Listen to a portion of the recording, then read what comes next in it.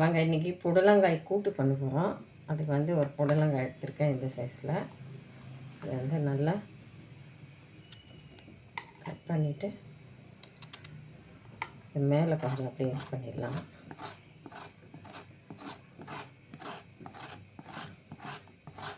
ஒயிட்லாம் நல்லா எடுத்துட்டு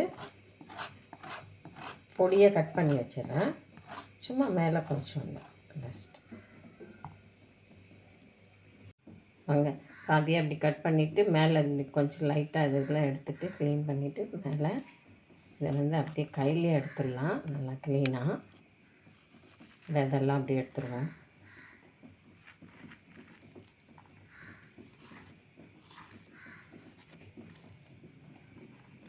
பாருங்கள், இந்த விதெல்லாம் அப்படியே எடுத்து போட்டுக்குவோம்.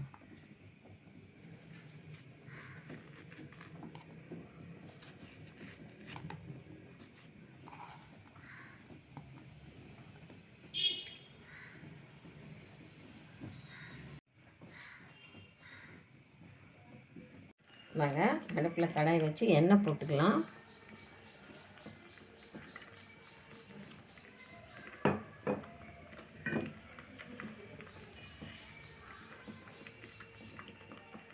எண்ணெய் காஞ்சது கடுகு ஒரு ஸ்பூன் அளவு போட்டுக்கலாம்.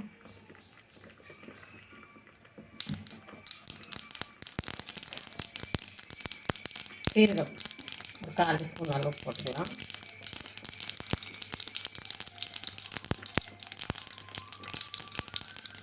பெருங்காயம் கொஞ்சம் போட்டுக்கோங்க.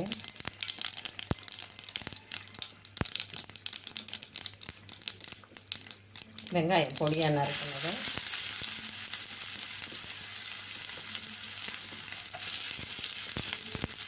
கருவேப்பிலை, பச்சை மிளகாய் இது அப்படியே நல்லா வதக்கிட்டோம்.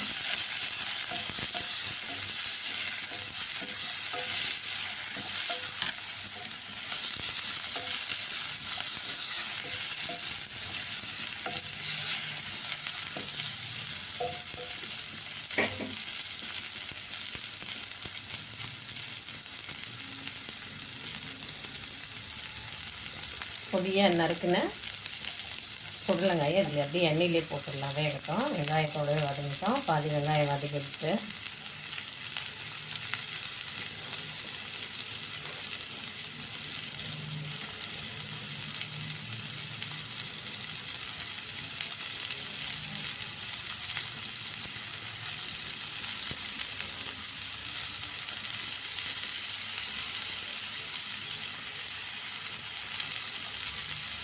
உப்பு கொஞ்சம் போட்டுக்கலாம். நல்லா தேவையான அளவு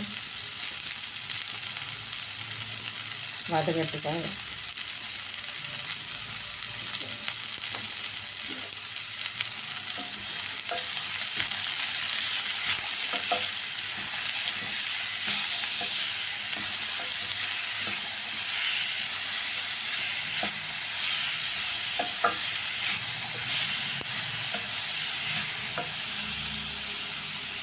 அப்படியே எண்ணெயிலே வதங்கிட்டோம். மேலே அப்படியே மூடி வச்சுருவோம்.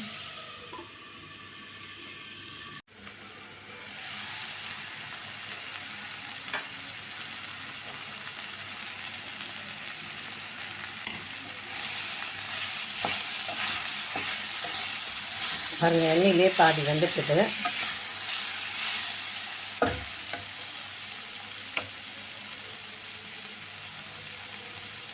பூண்டு நல்லா வந்து ஒரு 5 பல் எடுத்து இப்படி வந்து போட்டுக்கலாம்.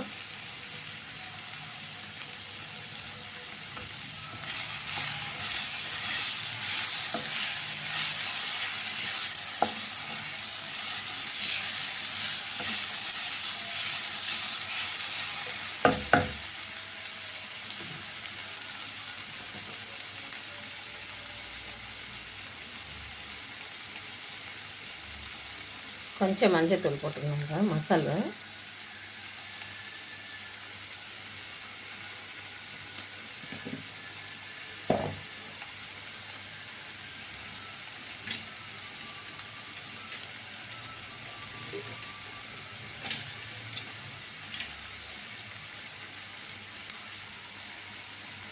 ரெட் சில்லி பவுடர் கொஞ்சம் போட்டுக்கலாம். ஒரு 1/4 ஸ்பூன் இருந்தால் போதும்.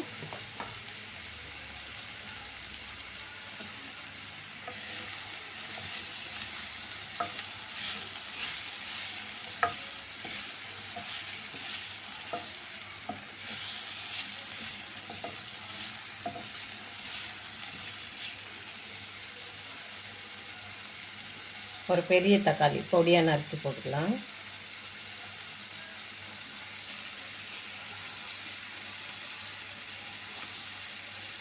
கொத்தமல்லி கொஞ்சம் போட்டுக்கலாம். இதுவும் நல்லா அப்படியே எண்ணெயிலே வதங்கட்டும்.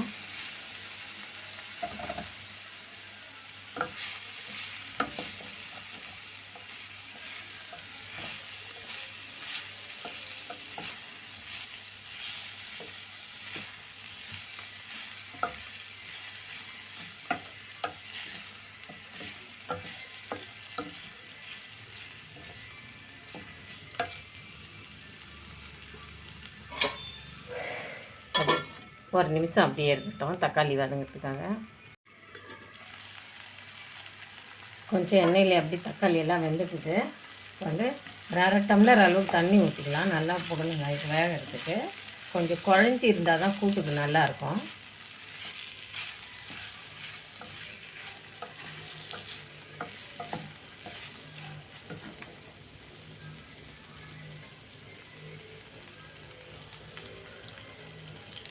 ஒரு 1/2 டம்ளர் அளவுக்கு தண்ணி போட்டுக்கோங்க, கரெக்டாக இருக்கும். இது அப்படியே வேகட்டும்.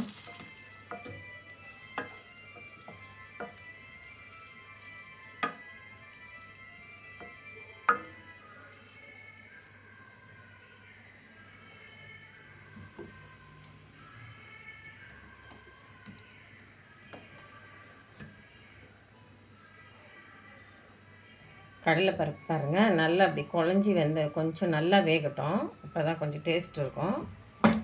வேக வச்சு வச்சுருக்கேன். ஒரு 3 ஸ்பூன் அளவுக்கு வேக வச்சு வச்சுருக்கேன். அதை அப்படியே இதில் போட்டுப்போம்.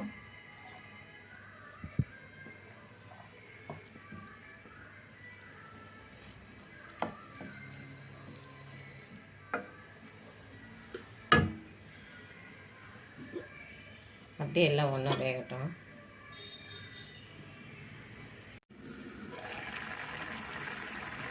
பாருங்கள், கூட்டு நல்லா வாசனையோட கம்ம ரெடி ஆகிட்டு.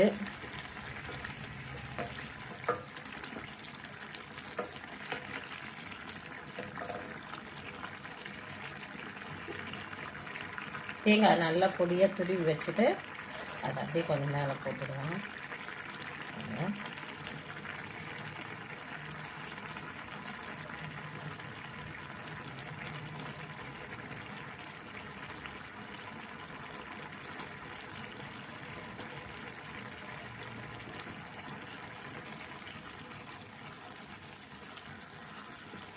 ஒரு சின்ன சைஸ் தேங்காயில் பாதி தேங்காய் இருந்தால் போதும். அப்படியே அதை நல்லா துருவல் வச்சு துருவி போட்டுடுவோம். நல்லா கூட்டு தேங்காய் துருவல் தான் நல்லா இருக்கும். அரைக்கிறத விட துருவி போட்டால் தான். அவ்வளோதான், ரெடி ஆகிடுத்து. சூப்பராக கம்மன் வாசனையோட புடலங்காய் கூட்டு ரெடி ஆகிடுது. தேங்காய் போட்ட உடனே பண்ணலாம். ஒரு நிமிஷம் அப்படி